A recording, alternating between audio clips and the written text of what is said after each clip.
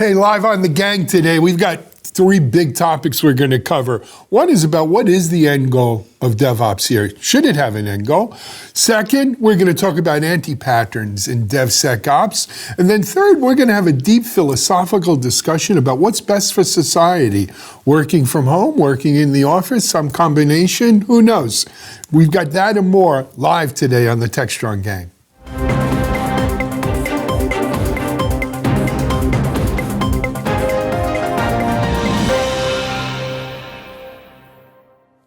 Hi, good morning, everyone.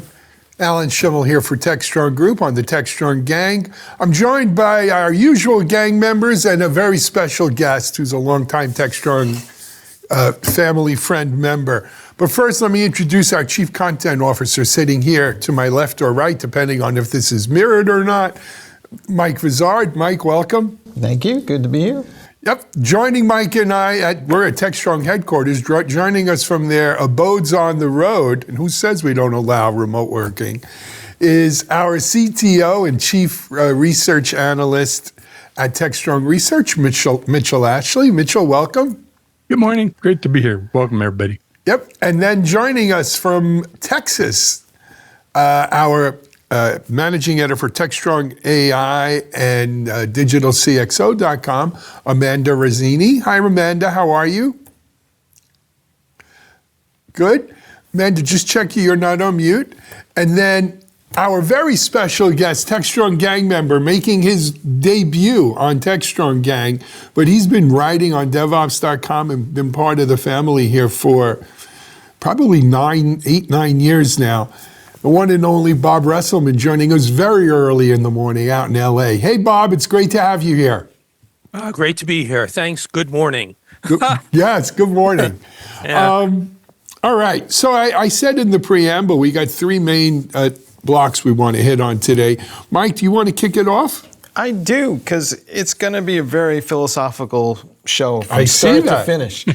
So Don McVitie has a great piece up on DevOps.com talking about, well, what are the implications of AI for our fellow DevOps professionals? Because the goal has always been to quote unquote ruthlessly automate. But if we automate to the point now where are we pushing ourselves out of existence here? Who will do what? Because as he points out, if the machines are writing all the code, well then what do we need all the folks to manage this process? Because the whole thing will become highly automated. I know this is top of mind for you as of late, but lots of DevOps folks are wanting to know, where's my cheese going? So first of all, I would say that automation has not always been the chief goal of DevOps. I think the chief goal of DevOps has been to break down silos and cultural among people. Not process, not tools, among people, so that they work better together. And in working better together, we can have higher quality and go faster. If higher quality going faster entails automation, that's good too. But don't underestimate the power of people and of culture in DevOps. But I think we're mischaracterizing Don's article in all due respect. I think the point of Don's article is, what is the end goal for DevOps, right? Because if the initial goal was to make people work together better, break down silos, okay, we've achieved some modicum of success in that, right? We've added automation to the mix. We've done a lot of that. Platform engineering, check. SRE, check. You know, DevOps seems to be this ever-growing amoeba umbrella that encompasses many things. When is it finished? What does success look like? When can we shut the oven off? And AI is just the latest check on this whole DevOps, when's it done? And it promises in many ways, as you said, Mike, to be the most impactful. But I think the point of Don's article is you have business people, right? The business team, DevBizOps, who's ruthlessly moving forward. Let's do more, faster, better, cheaper, right? Automate, what have you. And then you have an IT team who says, I'm just following orders here. Tell me what your priorities are and we'll make it happen. I don't think the world's that clean cut. The other thing is, look, DevOps never had a definition. It never had a manifesto. It was always amorphous by design. Why should that stop now?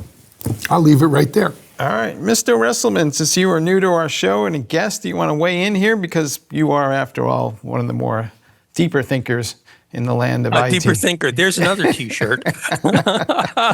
Well, let's remember the days before DevOps. I was actually working production at that time, and everybody get together, and we'd have a major deployment, and we'd all sit in a war room, and they'd put in, the potato chips and the soda and the ice cream and the coffee and all that stuff, and there would be the zip files. We'd be passing zip files between servers all over the place. That's what it was like, and then everything would go wrong, and then people be there for the weekend and get really mad and do all that stuff. And one day somebody woke up and said, there has to be a better way. There just has to be a better way because we can't afford it. And my thinking is that the foundation of DevOps is financial efficiency. We just can't afford to keep doing this. And when we looked at it, we said, okay, well, what's one of the big problems we have? Well, we have developers in one pot making the zip files, and we have ops in the other part deploying the zip files, right? And that's just not working. And maybe if we got them together, that would work out. That's the good news. The bad news is that people can only identify that which we know what to look for.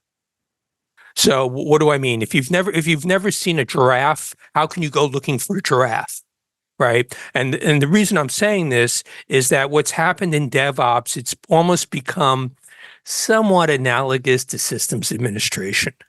When we start looking at what people are saying, well, systems, make the machines do system administration, the spirit of being able to, as Alan pointed out, of being able to talk to one another and being able to do away with this whole insanity of developers giving stuff to systems admins and making sure it gets out the door goes away. So what's the end game? There is no end game. I mean, that's what people want, their software, and they want their software as fast as possible. So there you have it. I don't know. I'm going to weigh in on Go that ahead. too. Yeah, no, you got my punchline too, which is I don't think it's a sensical question. It's like, what's the end game of waterfall or agile or weather?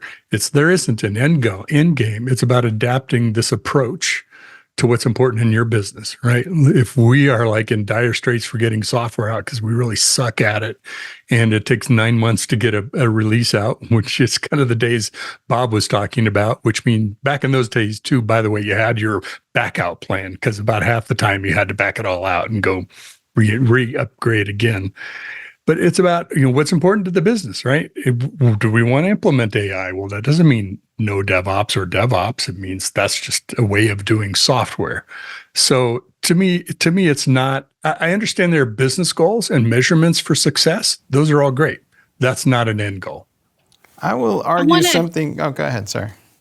Oh, well, I just want to jump in on what Bob said about the deep thinkers and also what you just said, Mitch. So what spoke to me most in that article was if there was some sort of end goal and the end goal was use AI to automate everything and remove IT roles, then the question is going to be, where are the deep thinkers, the philosophers that question situations that could come up in the future or problems that don't exist yet? If there's nobody writing code and there's nobody able to do those things, then AI is going to come to a point where it can't solve issues in the future, and that would be concerning. So that was interesting and made me think that we need to keep the human element, the philosophers, and the deep thinking about the future. I would argue there is indeed a goal, and I'm going to disagree with you. And the goal is to make this stuff as transparent as possible. I think we had John Willis on the show. He's a big fan of Turing, I think it is, who said... Deming, who I think said something to the degree that any process that you can see is broken. It's pretty clear to me that we see DevOps all the time and there's tons of bottlenecks, so therefore it is broken. AI may move it along from where it is today, but I think the ultimate goal is to make it so transparent as that you don't see it, you don't experience, doesn't mean it goes away. But today, there's too much noise in the system that results in rollbacks, to Mitch's point, or results in vulnerabilities that aren't addressed. I think we got a long way to go here, and maybe AI is a step in the direction. I got to call BS on you, man. All right. Because I'm going to tell you something. If you don't, I will. Exactly. And Mitch is ready to jump through the screen because, guys, I got to tell you, we have less rollbacks today than we ever did. That's for damn sure, right? Before DevOps, upgrading to a new version was hit or miss at best. That 12-inch stick in my eye is so much worse than the 6-inch stick in my eye, so it doesn't really matter. Okay. And then, but secondly, not just the rollbacks, but vulnerabilities. Shit, excuse my language. God, at least we scan for vulnerabilities before we deploy code now, and that's actually part of the process. We never did that. I wish we did scan, but it's pretty clear from every article that we write on Security Boulevard that we are not scanning. No, we are scanning. There is an article today, in fact, from Phylum did their research, showed that hardly anybody scans any of the packages they download from the JavaScript files. And so it's just kind of, So you're talking about SCA, right? Software code analysis is those things. So we scan more of those than we ever did before. Now, can we be better? Yes. But let's be clear. Software coming out of the chute today is many, many times more secure than when Mitchell and I and Bob were what they were referencing, sitting around with the potato chips and ice cream, unzipping zip files. Oh, and we had to get it done, and I got my kid's birthday this weekend. I can't be here all weekend. Screw the scanning, I'll do it later. We've automated scanning. Could scanning be better? Could scanning find more vulnerabilities? Yeah, yes, and it is. It's getting better. But make no mistake, it's very easy to put the rose-colored glasses on and wax nostalgic about the old days. The old days weren't the good old days. Hardly at all. I don't think anybody's saying that. I'm arguing we've made tremendous progress. You were describing the Stanley Steamer age of software development, and the rest of us are going, where's my flying car? So. Exactly. I did read that article, and I was a little surprised of the vast percentage of incidents they did find. I think it was like 47% of malicious code in the software, which seems kind of high to me. So, Mitch, what do you say? Well, sorry, not to gloss over what you said, Amanda, because I'm thinking about that. I go back and reread that part of the article. I think... So I'm just going to pick on you a little bit, not as much as Alan did, Mike. The flaw in what you said was DevOps is not a process, right? It's a method. It's an approach to developing software. So it can't be invisible because you're continuously improving all different aspects of it. And that's why rise of DevSecOps and platform engineering, all these different things come about, or you can localize it just about CI/CD, which I think we're going to talk about in a bit. So that's my argument about it shouldn't be invisible. It should have low friction, and it should facilitate getting software out, the right software out the door at the right time. But yet, I'm sorry, Bob. Oh, and yet we have the corporate paradox of the title called the DevOps engineer. If DevOps is a way of life, then what does a DevOps engineer do? Engineer my life, right? But there are people out there lined up around the corner trying to hire DevOps engineers, right? So that's just sort of strange to me, which is, again, going back to my argument that this notion of DevOps can only be interpreted in the language you have, which is if I'm a system admin, guess what? DevOps is systems administration.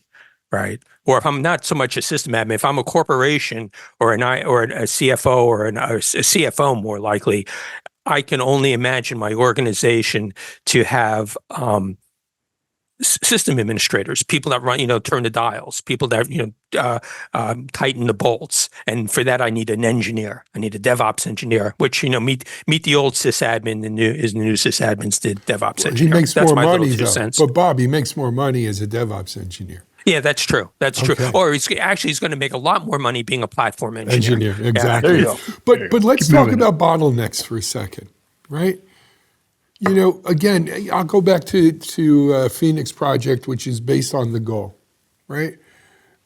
The very nature of business in the goal it was manufacturing in Phoenix Project, it's software manufacturing, is there's always bottlenecks. You're never going to be done with bottlenecks. You're never going to reach nirvana.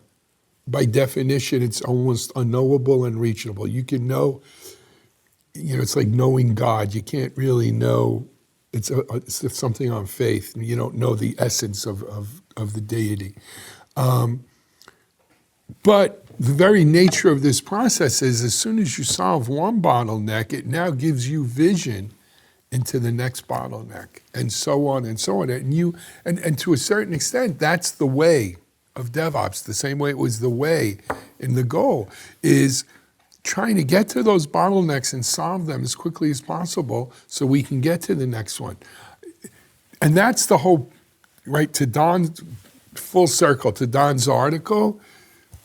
If the goal is to remove bottlenecks, you're never going to reach your goal. And maybe DevOps was set up that way to begin with, never to have an end goal. Have we exhausted this? We have not.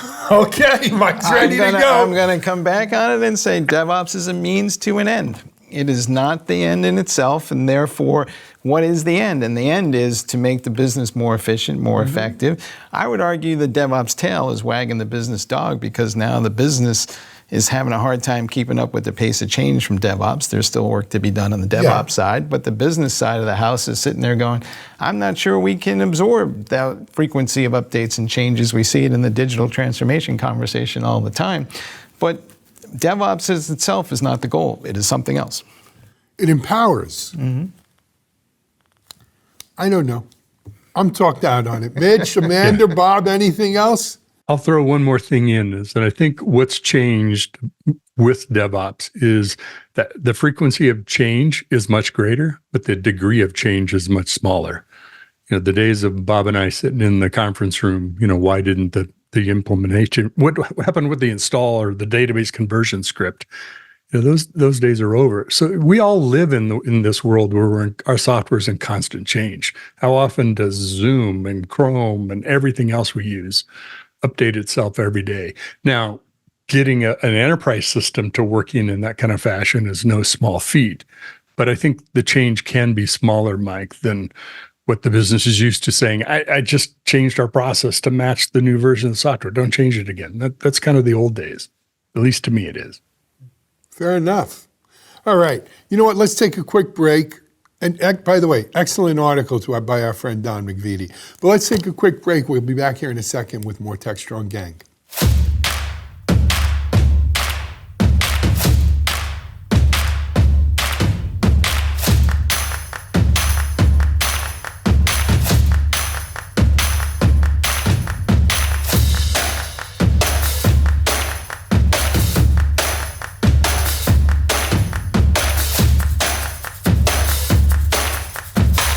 All right, folks, welcome back. We are now going to talk about our second favorite, most contentious philosophical topic, DevSecOps.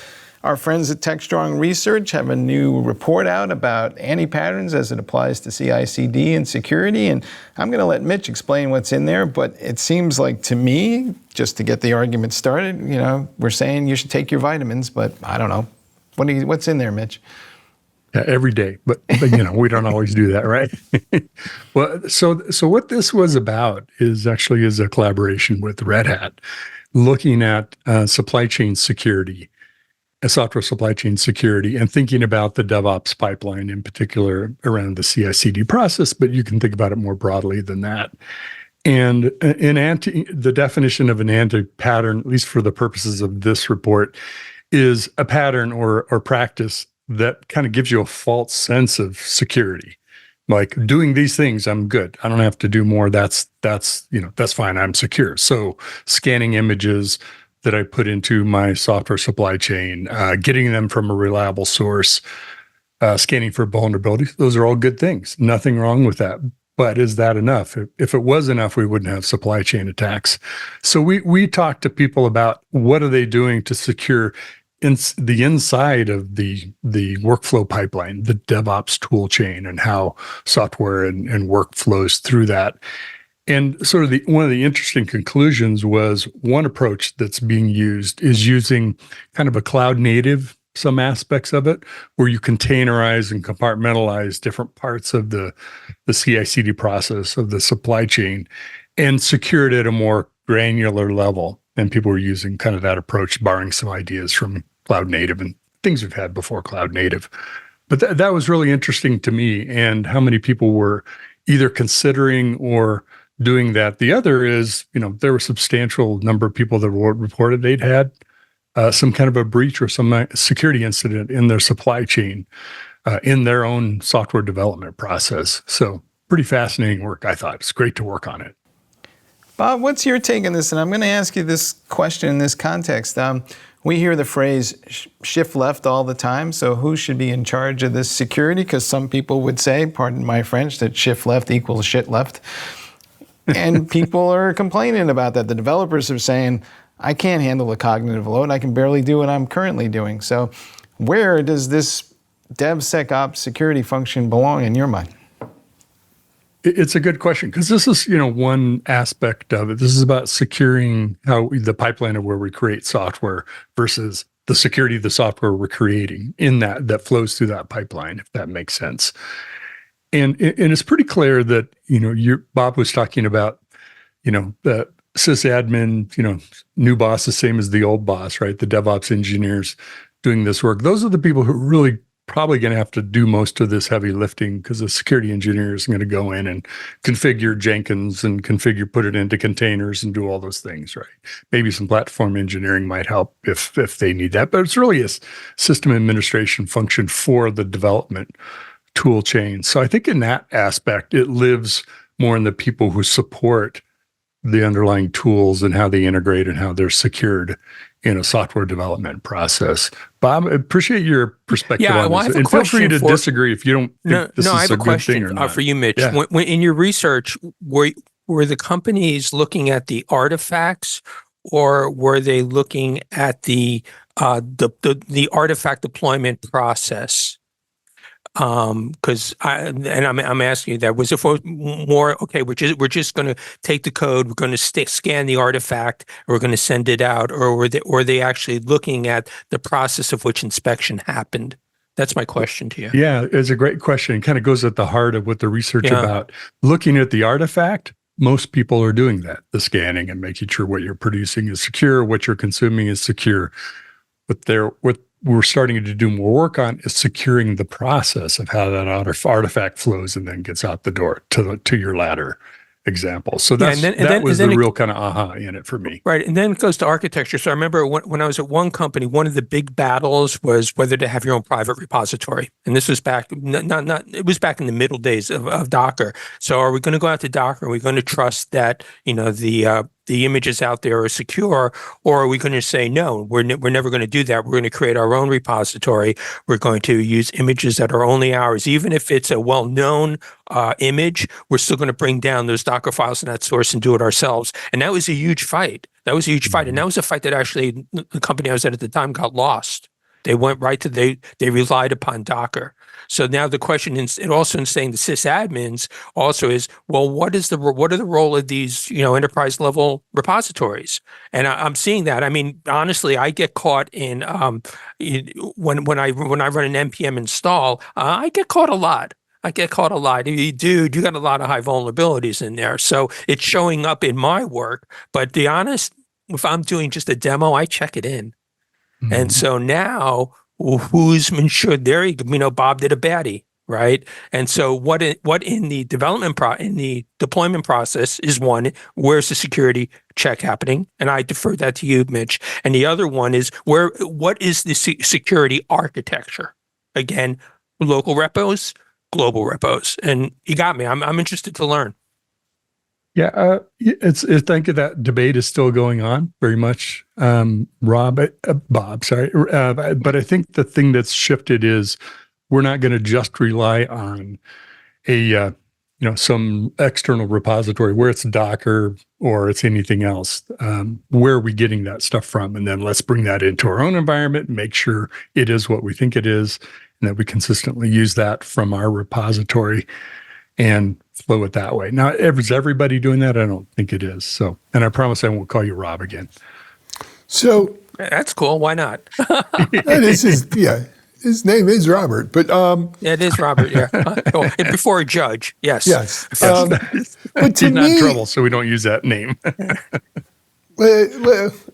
But to me, here's an issue, though. It's more of a who's watching the watcher issue. Yes, yeah, I agree. Right? So we've put in these processes that theoretically, not processors, processes that theoretically are checking the software that we're getting from repos, whether they be public, private, local, global, whatever. However, we're relying on the software that's checking those artifacts or repo items to, in fact, be themselves not corrupted, right? And who's watching that? Who's checking that? Who's checking the tools we're using on the factory floor to assemble the software, right? And so it's not the classic DevSecOps conundrum of let's throw another straw on the developer's back. It's more of a who's watching the watchers. Can these tools be run self-checks? Do you trust them to run self-checks? Should there be an integrity check of the tools as part of your SBOM or something like that to make sure, nothing got introduced after you downloaded it from whatever repo you're using? There's, again, as soon as you solve one bottleneck, we find the next bottleneck. As soon as we solve the problem of scanning software coming from repos, we worry about are the scanners corrupted? And I'm sure once we fix or solve that, there'll be another bottleneck issue we need to hit on. But you know what? That's why this tiger has stripes. Maybe. Mitch, do you think maybe it's a hollow debate, right? We see it in the industry all the time, but the more I think about it, I'm kind of like, trust nobody.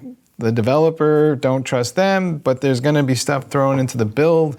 Don't trust those people because they can make mistakes as well. And then by the time the whole thing gets deployed in production, somebody's going to do an update anyway. So you got to check it on the far right side of the equation. So maybe we should just be, we throw around the phrase zero trust, but I'm more of the presume everybody's guilty till otherwise proven innocent. That is zero trust. Mm-hmm. That is zero trust. Well, you hang around with security people long enough, and your software folks will become that way as well. I think it's more taking out I personally trust them, and I think that's a good source, and I'll use that and I'll download my code from there, which you can do on your own or smaller development team. But it's more formalizing, where are we getting our code? How do we know we're getting it in a way that it's secure, and how do we know that we consistently use that, as opposed to something that might have been ingested or added to it. It's almost like, as you were talking now, I was thinking about, it's like the movie Inception. How many layers deep do you have to go to plant that seed, right? That's going to change an outcome. And that's kind of what we're describing is, do I have to go look at every piece of open source software that I deploy in my code? Well, maybe my scanner's doing that, but it's probably not doing all of that either. So at some point, there's a diminishing returns, right? We'll never stop scanning. Yeah.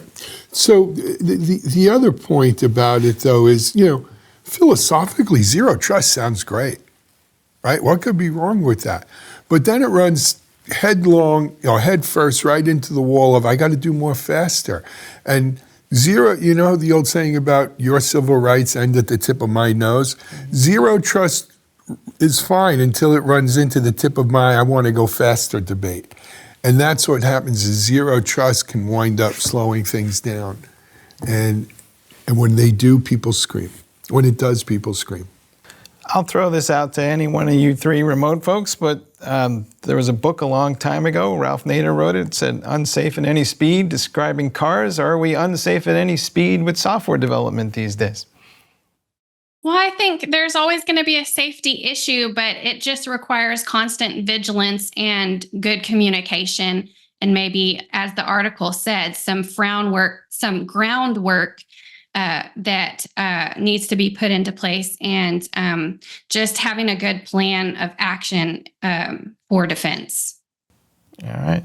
I think we can end it there, but to Amanda's point, I think the saying goes something like, freedom requires eternal vigilance. Is that where we are? I've heard that before. It does.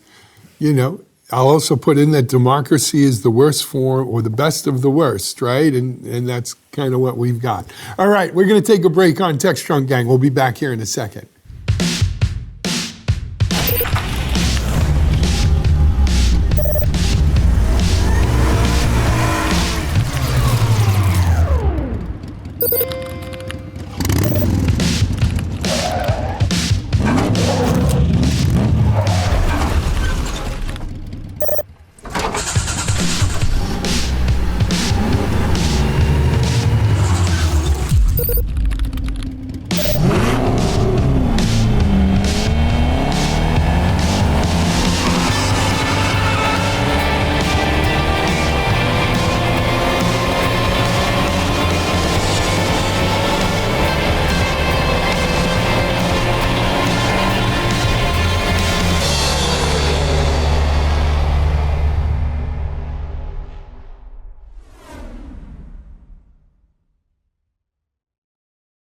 All right, we are back with our third philosophical argument of the day, and we're talking about this whole push to get everybody back into the office. There's an interview that we did with Jatit Patel, who's over at Cisco. He's one of the senior vice presidents, and he has some things to say about, well, why you may not want to have people come back to the office. Let's run that clip for a second. The future of work, in my opinion, I very strongly believe in this, is going to be hybrid, where people are going to work in mixed mode. There'll be times that they go into the office, that there'll be times they want to work from home, there'll be times somewhere in the middle.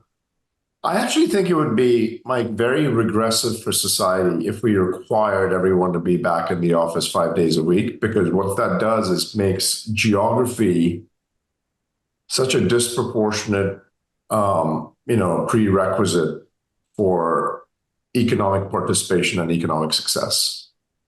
So I actually don't think it's a healthy thing to go back to pre-COVID days and everyone work from the office 5 days a week. I think the next generation of leaders need to figure out a way that they can build strong bonds and relationships and serendipity while never having met someone in person. All right, so he is saying that having everybody move to New York or San Francisco or Chicago, or wherever it may be, is bad for society. It's bad for the economy. It reduces the ability to have jobs that they can have well-paying for and live in nice little towns somewhere that would in turn drive their local economy. I know we have talked about the merits of working in the office versus remote. What's your take? So, I have an opinion or two on this. So keep in mind, myself, and Mitchell knows this, we co-founded Still Secure. I worked remotely for the most part for 10 years, 13 years. Not true. When we first started the company, I actually lived local in the Boulder area for 3 or 4 days a week and then commuted back and forth. I've been through COVID, as we all have. And I'm talking as a CEO now as well.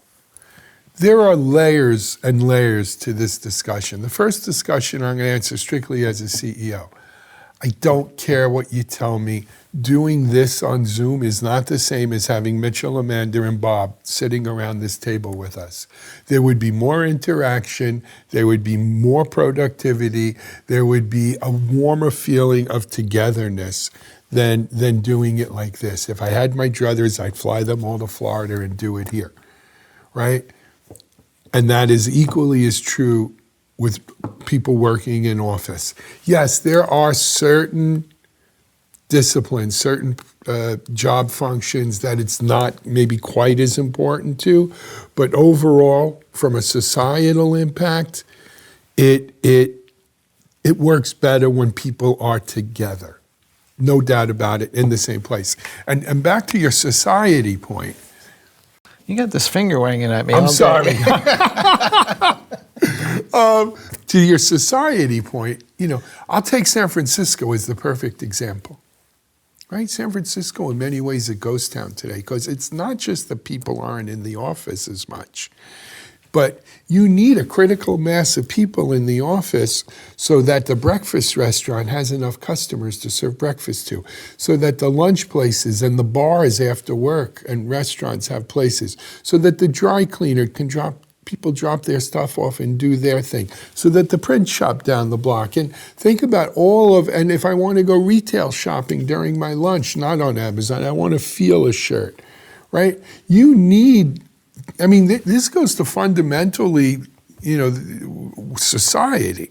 You need critical mass of people. It would be nice if Mitchell was out on some big cloud ranch in Montana and Bob was on some seaside villa in Baja, California, and Amanda's out on St. Pedro Island, and you're up in Galway, Ireland, and I'm sitting here, right? And you all would be really happy. But we wouldn't really, it's hard to do a business like that. Are the tools better? Yeah. But I think they're a pale in comparison of working together. All right. Any of you remote folks have something to say about this? Well, I will say, while I see so much value of coming together in person, and I hear everything you're saying and do agree to some level, I think what outweighs all of that is comfort of working from home in the environment that you enjoy. You can be in your pajamas if you want to. That's exactly my point. If you're in your pajamas, go get a different job. I don't want people in their pajamas. I want people dressed for work, because how you dress has a lot to do with how you look at what you're doing. If you're in your pajamas, you're sitting around having fudge brownies. I beg to disagree. I think the research and the studies are showing that people, when they're working at their comfort level, maybe it's morning, maybe they're morning people, maybe they're night people, or maybe they're midday people. I need work done when work needs to get done, not when you feel comfortable. My world works on 9 to 5. The fact that you got something done at 10 o'clock, God bless you, but I needed it at 5 o'clock. Alan, how do you really feel about this? I'm telling you, I have strong feelings on this subject. I don't need people dressed in their pajamas. I don't dress in my pajamas. Right. So, well, let me tell them. Okay, so yes, I admit at one time I'm Bob and I'm a recovering executive. One time in my long and stellar career, I was CTO of a emerging trading company on Wall Street. And I worked in New York during the week, and I went home into the Midwest on the weekends. And I found that my flight day was Monday. And I found myself getting paranoid because I couldn't watch what people were doing. I really couldn't watch what people are doing. What are they doing? They're probably smoking cigarettes and having a party when I'm not there. So then I changed my schedule to go every other weekend so I could watch them on Monday, right? And so that was more my paranoia.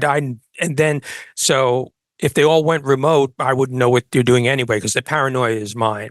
So going back to your point, Alan, as much as we'd like to have people in front of us, the trend, the heuristic trend I'm seeing is those days are gone. I buy a lot more from Amazon today than I do from Ralph's down the street. As a matter of fact, there are 3 retailers I go to now. I go to Ralph's down the street to get stuff that's not at Trader Joe's down the street, and then there's a guy that I go to get a haircut. That's it. Everything else is pretty much done online. So the notion we're all online now, but we're not all online, because the stuff that this remote stuff applies to is knowledge workers. The guy, the 30 construction workers building down the street from me, they're not online. And it's interesting, they are remote, because in a sense, their managing office is about 10 miles away. So the point I'm trying to make here is, as much as we'd like to, have people in front of us and enjoy that productivity and that intimacy, we're all shopping on Amazon now, and that's our future. So let me run with that a second. I shop on Amazon too, Whole Foods, right? And I have Instacart and all that. Amanda, do you do shopping in person or online? It's a good mix of both for me. I'm more of I would call it hybrid. Mike? I think everybody's mostly a hybrid. So I will tell you, yes, for packaged goods that you would get on Amazon, but I still, when it comes to supermarket shopping, I like to pick out the specific fruit that I want. This is a good apple, this isn't a good apple. When you order apples from Amazon online, you don't get the good apples. They take whatever the first 3 apples are and throw them in there. Or the kinds of fish, and I don't necessarily know what they got fresh local in the market that day. So to me, there is no comparison of supermarket shopping in person versus doing that online.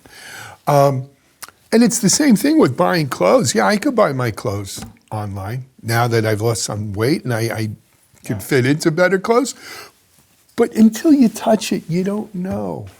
Mitch, is this a technology challenge that we're trying to solve here ultimately? Because theoretically, at least, I could have an algorithm that might tell me how fresh that apple is before it was thrown into a package and shipped to me. Are we just on a journey here and we kind of rushed it because of COVID, but ultimately, there are going to be technology innovations, there's going to be better video, more AI. Are we just on a path? Well, I don't know. To me, we're on an evolution of doing more and more online. And the grocery shopping example is a good one of it ain't there yet. The bane of grocery shopping is substitutions. I don't want that brand of peanut butter. That's not what I asked for. And I told you not to substitute. There are still issues to work out with it. That fish doesn't look fresh like what I like to buy.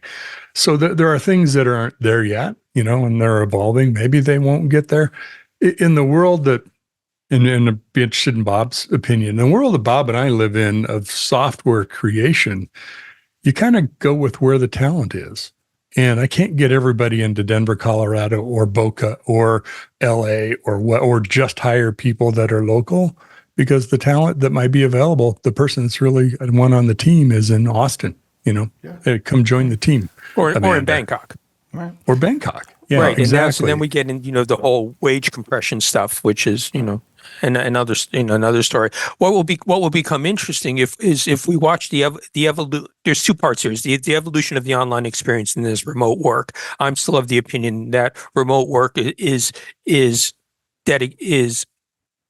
affected, or I'm losing my words here, but it's affected to knowledge workers, and that's only a section of the economy. Everybody else, they're still real time. They're still real time. But if we look at the evolution of the online experience, remember, Amazon started with books, and now if I get a thumb drive that doesn't work, which is a non-perishable commodity, if I get a thumb drive that doesn't work, I just take it down to Whole Foods and I'm credited within seconds. Seconds. And so my whole shopping experience is no worse than going down to Best Buy, bringing a thumb drive home down the street, putting it in my computer, it doesn't work, and I go back to Best Buy. The reason is that the evolution of the business process is such that it's almost immediate. So going back, so what's the next one? Alan, you're talking about high perishables. So what happens if Amazon says, okay, first of all, we're going to guarantee the quality, and they have, their AI looking, saying, oh no, Alan and Bob and Mitch returned all these apples because they weren't any good. We've got to improve our QA around our fresh produce, and eventually all the apples start showing up cool. Mm-hmm. That's where it'll be going. All right, so let me take what they're saying and, with all due respect, you're doing a lot of this today. Basically, Bob and Mitch said, "Hey, Boomer," to you, and do you need to learn how to manage in a new world and a new reality? And we can long for the days when we all hung out at a table, and there is much to be benefit there, but it's never going to happen. Yeah. So when it does happen, give me a call. But until then, I'm telling you that people are not as productive working remotely because, and Amanda, I'm not picking on you, I love you, but Amanda hit it right on the head. If she wants to dress in pajamas today, she'll dress in pajamas. If she's having a nighttime work day, she'll work at night. I can't run a business like that. I can't. And I think it does come down to if it's project-driven work with deadlines, or if it's, truly hourly, you're needed during certain hours. So it depends on the work itself. And like Bob said, it's only a certain type of knowledge work that can be done online. That works like this. But I'll give you another example to Bob's point about Bangkok. Look, where's the biggest outsource for software development? India, Bangalore. Or other cities in India, Pune, and so forth. There's a good chunk of Bangalore that works on North American time. These people get up and they work on our time because that's where their work is. I think that's kind of the way, and I'm not, you guys can make me feel bad all you want. I'm not alone in this. I've got some pretty smart people who are saying the same thing. Well, we can just say to people, don't put your PJs on from 9 to 5, regardless of where you are, because you are working with people. To Bob's right? point, I'm not paranoid where I got to see people to know they're working. I know Amanda works. I see her output. I see how many articles we publish. The point is, how much more productive could she be if she was sitting in the same office as you, right? Because she uses Slack. Part of this remote working thing is you got to use the tools. There you go. Nice turnaround on Mike there. Nice job, Alan. That's our Slack anti-pattern. That said, we cannot find people as smart as Mitch and Amanda here in Florida. So no, we can't. So and maybe that's the reason why we shouldn't be in Florida. Yes, that's what I was going to. It brings us to the fact that we're casting a wide net we don't need to find measles all vaccines. the pool of talent. Yes, you do. And so, look, I think there's a pendulum that swings here, right? Even prior to COVID, when we were seeing the boom times in tech, you hired a software coder. If he was in Timbuktu, you would hire him because you need as many software coders as you can get. Now, as we're seeing these layoffs and we're seeing the job market tighten up, now employers are getting a little more picky, saying, I don't want that guy in Timbuktu. I want the guy down the block. You know, Alan, one thing I would say, I do agree. When you're face-to-face, I mean, when we want to like have an important meeting or a whatever working session, we all get together wherever it is, Boca in our case. There's a lot to say to that. I think one of the dynamics we don't talk about is a lot of what you're saying is very true for smaller, medium-sized teams, right? When we're working on projects, we're working on something, we're solving a problem, getting together. When you get into larger organizations, you still tend to hang out in your area. My floor of the building, I don't go to the other floors that often unless I got a meeting up there, and it's not that frequent. I definitely don't go to the other building unless I really have to go. So in larger corporations, the idea of bumping into together and the serendipitous, innovation stuff happens, but not to the same level that it does at smaller teams. Yeah. So I think that's where the everybody's got to be in one building is bullshit because those people are not going to run into each other. They're going to see each other maybe when they walk into the building, and they're going to work with the people that they work with. So, but when you need people to work together on something, the best way is to get them face to face. I agree with that.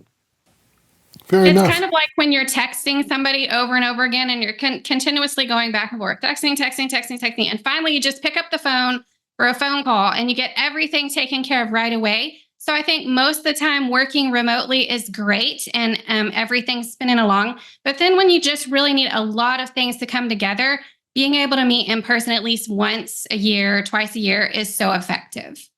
So, with all due respect to my colleague who calls me a boomer when he's a boomer as well, this is a big issue I have with my kids. Mm-hmm. My kids refuse to pick up a phone and actually talk. Everything is text. Mm-hmm. And again, being remote and texting, you lose a certain intimacy. You lose context. It's not the same as even talking on a phone, let alone being in person.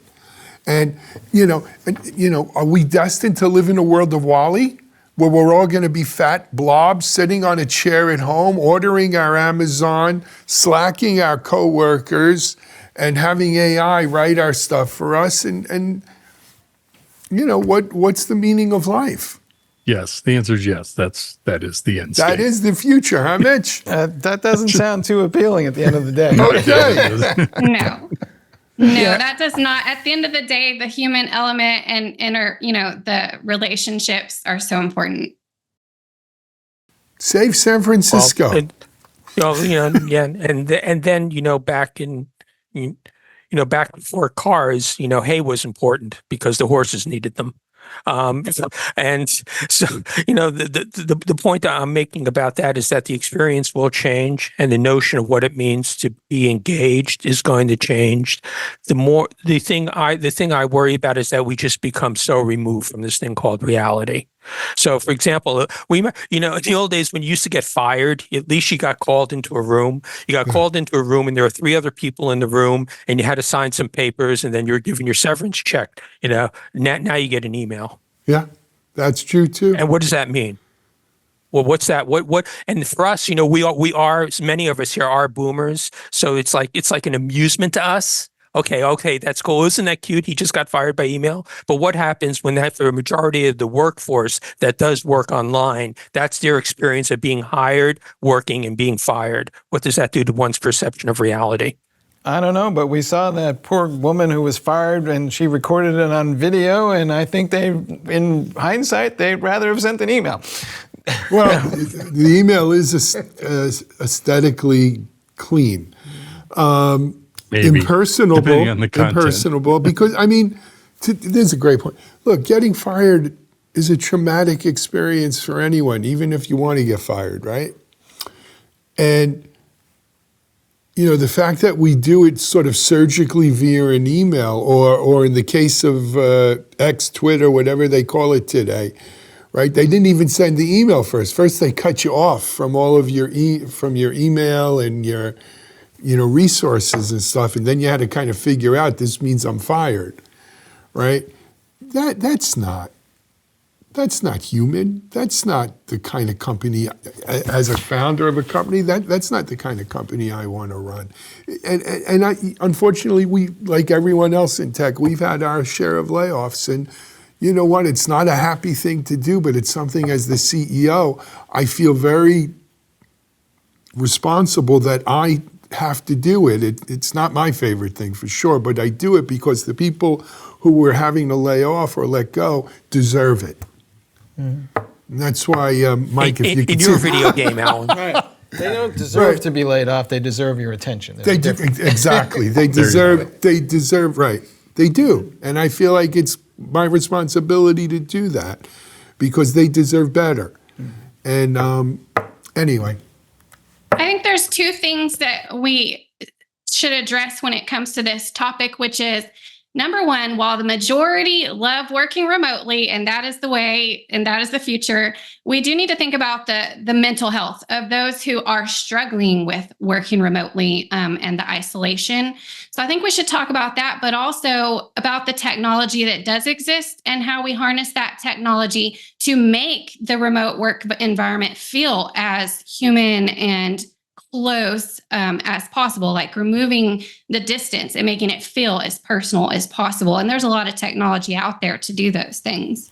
Absolutely, but those are for a future version of a future episode of Techstrong Gang.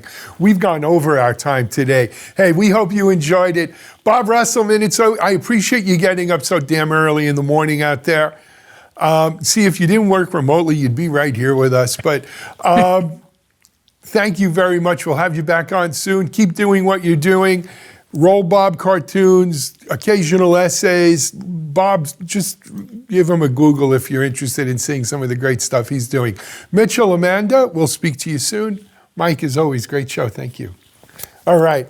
This is Alan Schimmel, Mike Vizard, Amanda Rizzini, Mitchell Ashley, and Bob Reselman for Techstrong Gang. We're out of here. DevOps.com is the #1 online destination for DevOps education and community building. DevOps.com covers all aspects of DevOps, including DevOps best practices and tools, DevOps culture, DevSecOps, business impact, continuous testing, continuous delivery, and more. DevOps.com has the largest collection of original DevOps content, featuring breaking news, blog posts, podcasts, and more. Visit www.devops.com to learn more. DevOps.com, where the world meets DevOps.